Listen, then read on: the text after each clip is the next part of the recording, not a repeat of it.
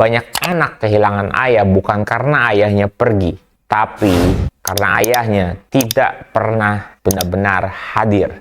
Ada perbedaan besar antara ayah yang sibuk dan ayah yang hadir. Dan seringkali kita mengira keduanya sama. Sebagian besar ayah hari ini bekerja keras, bangun pagi, pulang malam, capek, stres, dan kita bilang ke diri sendiri, saya melakukan ini semua demi keluarga. Kalimat itu terdengar mulia.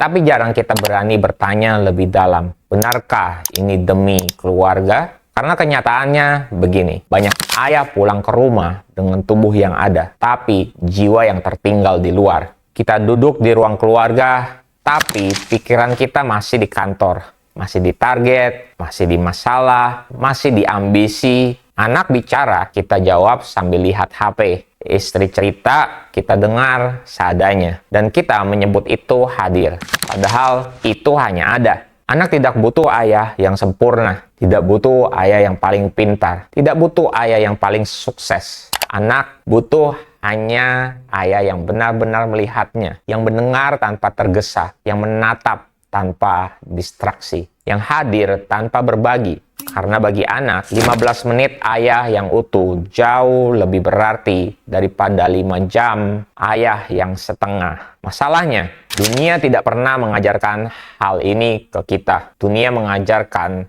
ayah itu pencari nafkah, ayah itu penopang ekonomi, ayah itu tulang punggung, dan pelan-pelan kita mengukur nilai diri kita hanya dari satu hal. Seberapa sibuk kita bekerja. Semakin sibuk, kita merasa semakin penting. Semakin lelah, kita merasa semakin paling berkorban. Padahal banyak anak kehilangan ayah bukan karena ayahnya pergi, tapi karena ayahnya tidak pernah benar-benar hadir. Ironisnya begini, ketika anak sudah besar, kita baru sadar kita kehilangan momen. Kita kehilangan cerita, kita kehilangan kedekatan. Dan saat itu, uang tidak bisa membeli ulang masa kecil anak kita. Promosi tidak bisa mengulang pertanyaan-pertanyaan polos mereka. Kesibukan tidak bisa menebus ketiadaan kita di masa paling penting. Ayah yang hadir bukan ayah yang selalu ada waktu. Ayah yang hadir adalah ayah yang menciptakan waktu. Bukan soal durasi, tapi soal kualitas. Bukan soal berapa lama, tapi soal seberapa utuh. Dan ini kabar baiknya.